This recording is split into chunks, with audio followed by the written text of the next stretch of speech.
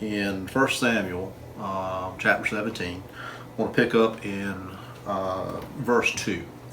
It says, "And Saul and the men of Israel were gathered together, and they encamped in the valley of Elah, and drew up in battle array against the Philistines.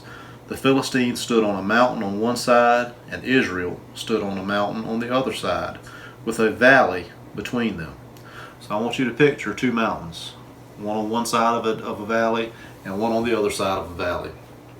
You have two armies opposing each other. You have the Israelites, the children of God, who are opposing the Philistines, a group that did not like the Israelites, did not believe in our God. And there was a big valley in between the two separating them. And we get the picture that when the Israelites would come on their mountain and the Philistines would come on their mountain, the valley would then become the battlefield. They would rush down the mountain towards each other, and they would fight down in the valley. Now we pick up in verse 4. It's a very familiar story. In verse 4, "And a champion went out from the camp of the Philistines named Goliath from Gath, whose height was 6 cubits and a span." Goliath was just shy of being 10 foot. He was like 9 foot tall, 9 inches, just shy of being 10 foot tall, which is even by today's standards, that is a giant. That is a extremely tall person. Most of you out there at average height, if you would consider having yourself stand on your shoulders, I mean, you're getting kind of a view of what we're dealing with Goliath. Just a massive man, a giant. He was 6 cubits and a span. He had a bronze helmet on his head, and he was armed with a coat of mail, and the weight of the coat was 5,000 shekels of bronze. Now this coat of mail would have been like a protective vest or protective coat. Obviously it was made of bronze, and it was scaled in design as it went down. This vest weighed approximately 125 pounds, and he wore it. And he had bronze armor on his legs and a bronze javelin between his shoulders. Now the staff of his spear was like a weaver's beam. A weaver's beam being what the people, the looms, putting the thread on, using them to make materials and so forth. Those beams at that time would have been 2 to 2.5 inches in diameter. So the beam of his spear, the shaft of it, it was like a weaver's beam. It was very large in diameter, and his iron spearhead weighed 600 shekels or 15 pounds.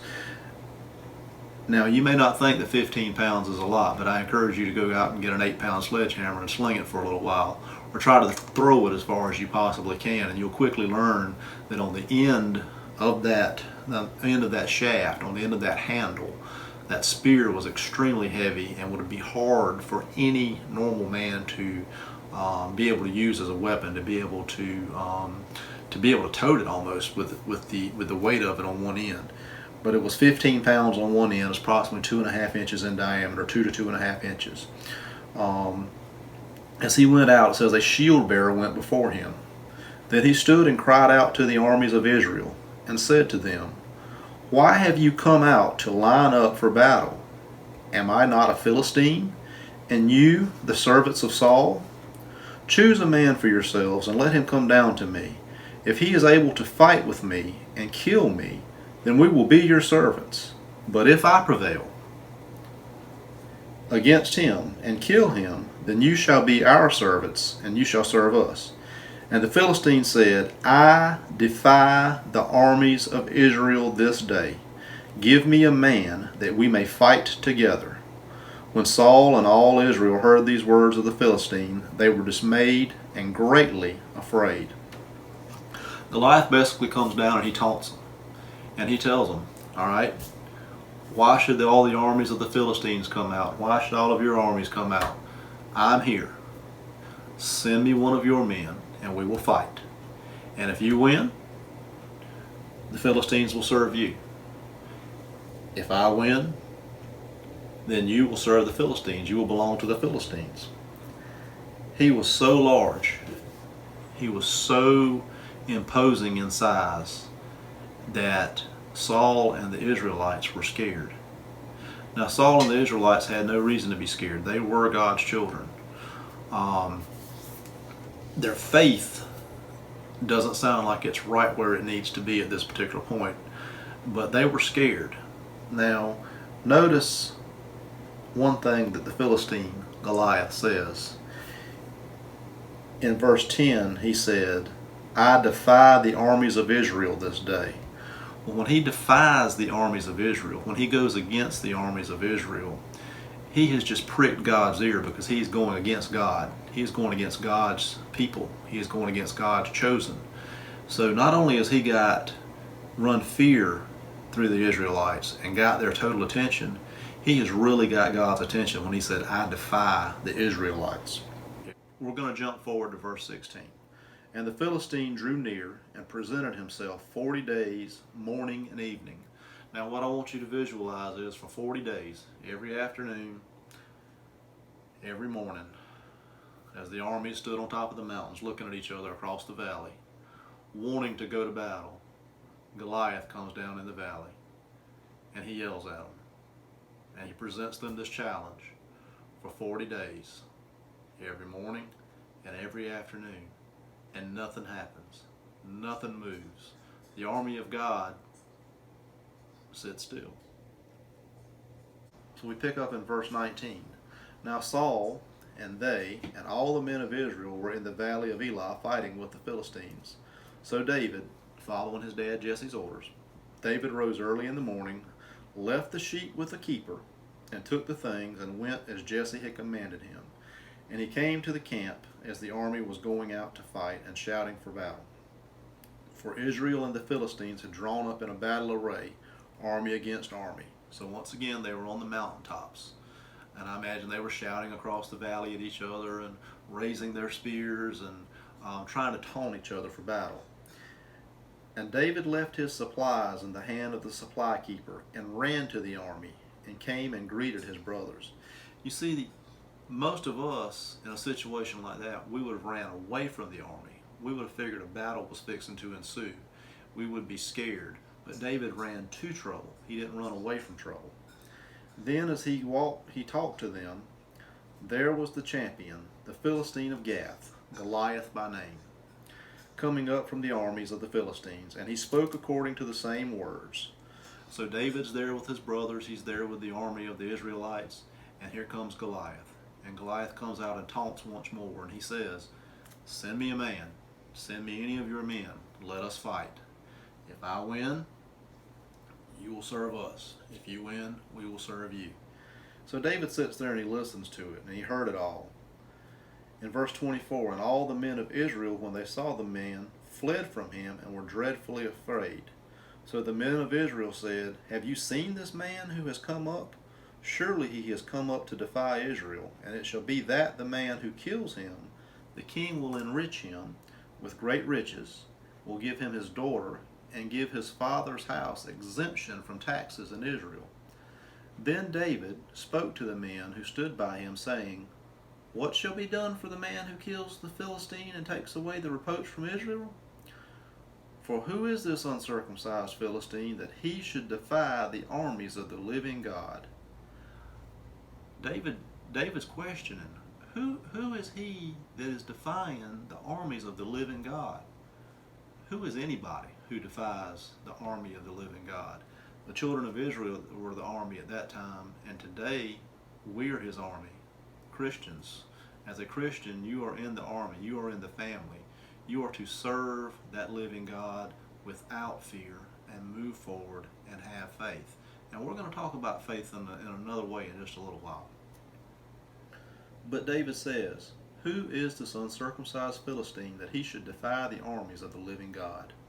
And the people answered him in this manner, saying, so shall it be done for the man who kills him. In other words, for the man who kills this Philistine, the king is going to give him riches, he's going to give his daughter, and he's going to forgive the taxes of this man's father.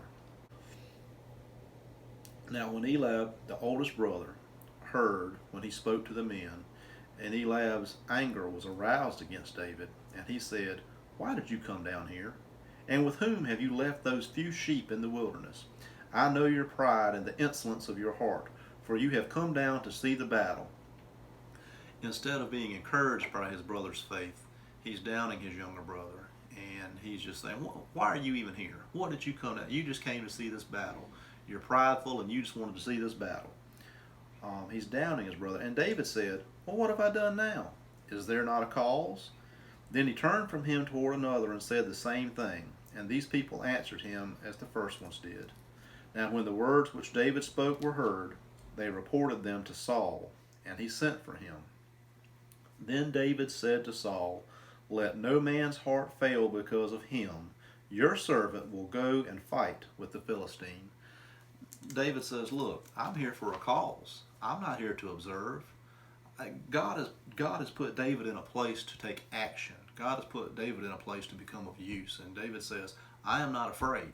I will go down and I will fight this Philistine. He tells Saul, your servant, which is David, I will go down and fight this Philistine. And Saul says to David, you are not able to go against this Philistine to fight with him, for you are a youth, and he is a man of war from his youth. We have to remember David is very young, and Saul says, you're too young. You can't go down and fight this battle. And sometimes we get too caught up in age, because I've seen some very faithful young people, and I've seen some older people that lack a lot of faith. And Saul says, you're too young. You're too young to go down and do this. This man down here, he is a warrior. He was born a warrior, he has grown up a warrior, and he is a seasoned warrior, and you cannot handle him. Verse 34, but David said to Saul, your servant used to keep his father's sheep, and when a lion or a bear came and took a lamb out of the flock, I went out after it, and struck it, and delivered the lamb from its mouth. And when it arose against me, I caught it by its beard, and struck and killed it. Your servant has killed both lion and bear, and this uncircumcised Philistine will be like one of them, seeing he has defied the armies of the living God. David is a shepherd, and David tells him plainly, look, when I'm tending to the flock, and a bear or a lion comes, and they grab one of the flock to do harm, to devour this flock, I don't show fear. I go after them, and I get the sheep, and I get it out of their mouth, and I slay the animal. And David knows that he's able to do this through God. And he says, I will do the same to this Philistine. I will do the same thing to this Goliath, because he is defying the army of God. Moreover, David said, the Lord who delivered me from the paw of the lion and from the paw of the bear, he will deliver me from the hand of this Philistine. David shows his great faith and knowledge. This is knowledge that God is giving David. This is wisdom that God has given David. God can give any of us, no matter our age, at different times. He can give us knowledge and wisdom to say and do certain things when the time arises. And right now he is working through David. And Saul said to David, go, and the Lord be with you. So Saul clothed David with his armor, and he put a bronze helmet on his head. He also clothed him with a coat of mail. David fastened his sword to his armor and tried to walk, for he had not tested them. And David said to Saul, I cannot walk with these, for I have not tested them. So David took them off. Saul doesn't want David to go into the battlefield against this Philistine unprepared, unprotected. So he gives him his armor. He puts his armor on David. Now we have to understand, David being a young person, Saul's armor is probably going to swallow him. So he puts this armor on there, and it's not comfortable, and he's not able to move around freely in it. And he says, you know what, I've not tested it, I'm taking it off. Well, it wouldn't have just been the armor. Saul would have given him a sword. He would have given him the different weapons that he would have needed to go out and fight Goliath. And David, being younger, was probably just not able to handle. He was not equipped to handle that type of armor and that type of weaponry right now. So he takes it off. And David now does something very interesting. This is where we need to pay a lot of attention, because this is where I'm going to bring my message home. Then he took his staff in his hand, and he chose for himself 5 smooth stones from the brook, and he put them in a shepherd's bag in a pouch which he had, and his sling was in his hand, and he drew near to the Philistine. Now I want you to remember, 5 smooth stones. So the Philistines came and began drawing near to David, and the man who bore the shield went before him. And when the Philistine looked about and saw David, he disordained him, disdained him, for he was only a youth, ruddy and good looking.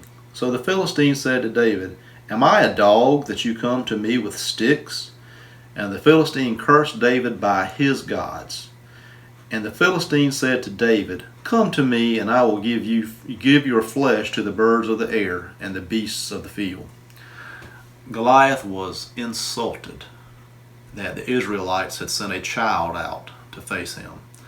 Not only the fact that it was a child, it was a very nice looking young man. He could look at him and tell he'd never been in the army, he'd never been in a battle. He doesn't come out wearing armor. It's like he totally disrespects Goliath. And I think it fuels Goliath's anger. And it builds pride up in Goliath. And he tells David, I'm going to kill you. And I'm going to give your flesh to the birds of the air and the beasts of the field. In other words, I'm going to kill you. And I'm going to leave you laying in this field. And the birds will come down and the beasts will come. And they will feast on your carcass, David.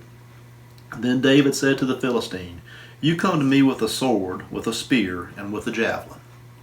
But I come to you in the name of the Lord of hosts, the God of the armies of Israel, whom you have defied. This day the Lord will deliver you into my hand, and I will strike you and take your head from you, and this day I will give the carcasses of the camp of the Philistines to the birds of the air and the wild beasts of the earth, that all the earth may know that there is a God in Israel. Then all this assembly shall know that the Lord does not save with sword and spear, for the battle is the Lord's, and he will give you into our hands. David, as young as he is touched with a word of knowledge from God, with a word of wisdom, and he begins to talk to Goliath. And he tells him, You've come to me with this sword, you've got a spear, you've got a javelin, you've got all these weapons, you're almost 10 foot tall, you're a mighty man, but you have defied God. You have made a mockery of God. And I will strike you down and I will take your head. I will be the one doing the killing here today, Goliath, not you.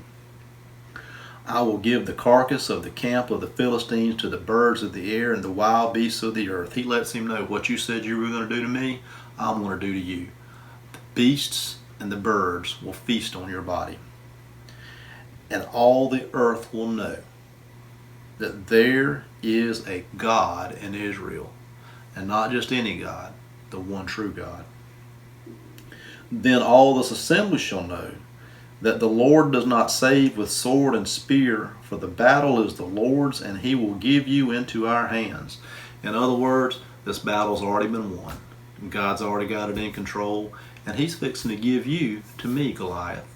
Now don't you know, as Goliath's looking down at that little boy, he's laughing inside, and his pride is building up, and he's already in his mind imagined the first strike where he will take David down with just one mighty blow from his spear or his sword.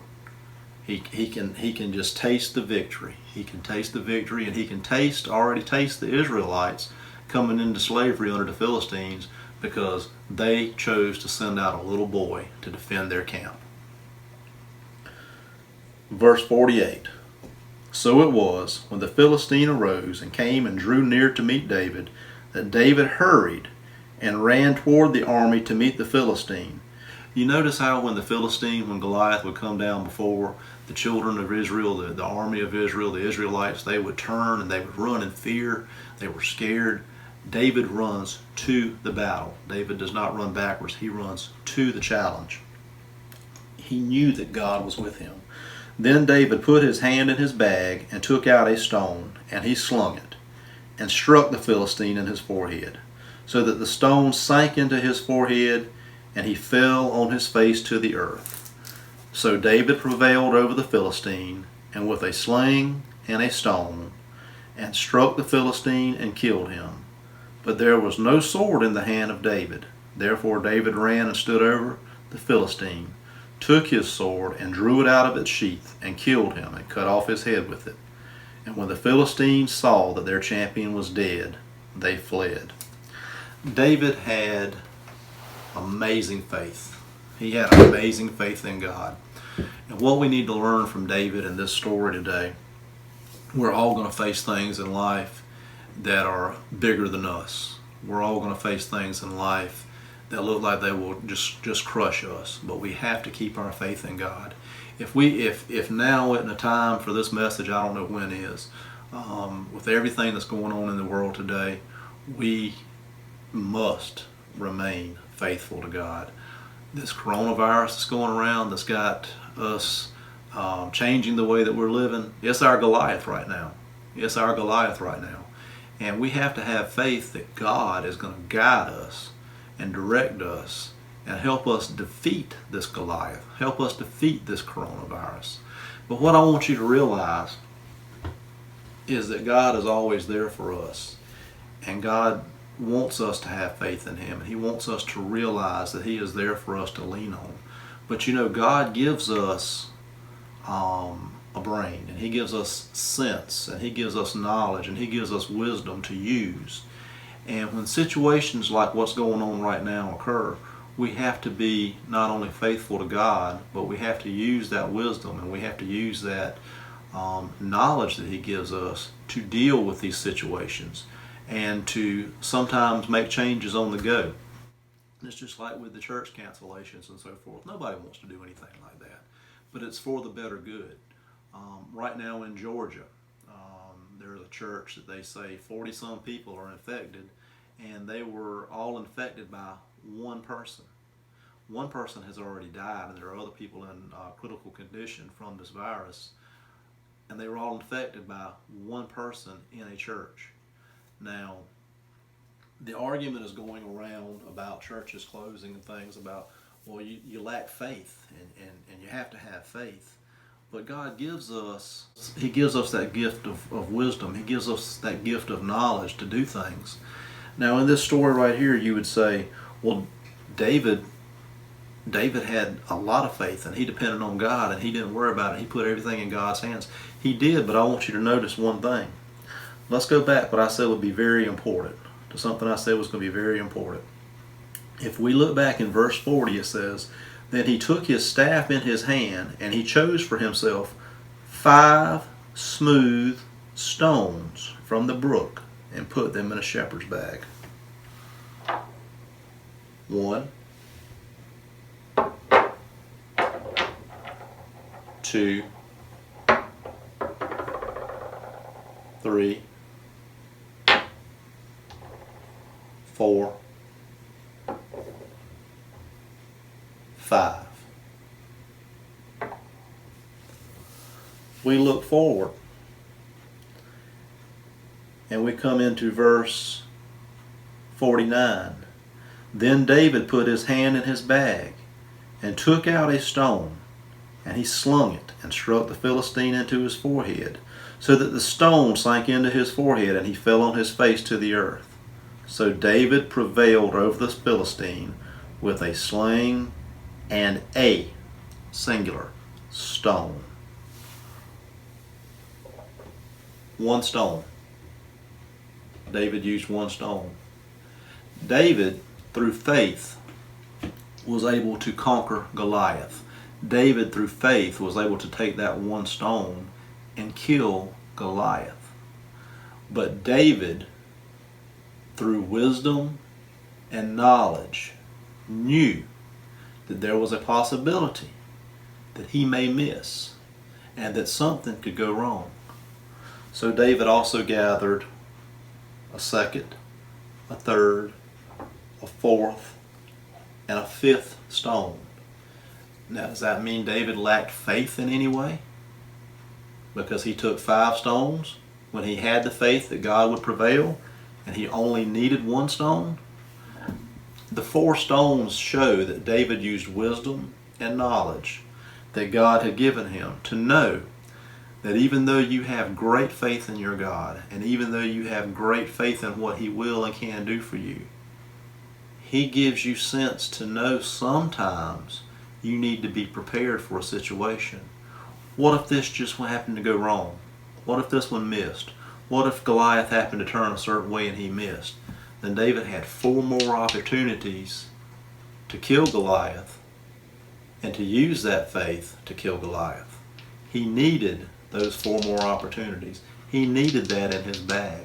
And when we do things today in our world, and people say they question our faith, or they question the faith of the church, or they question your faith in general because you do something that may be considered you're being cautious about something, or something. Well, you should put all that in God's hands. We need to look back and look at what David did.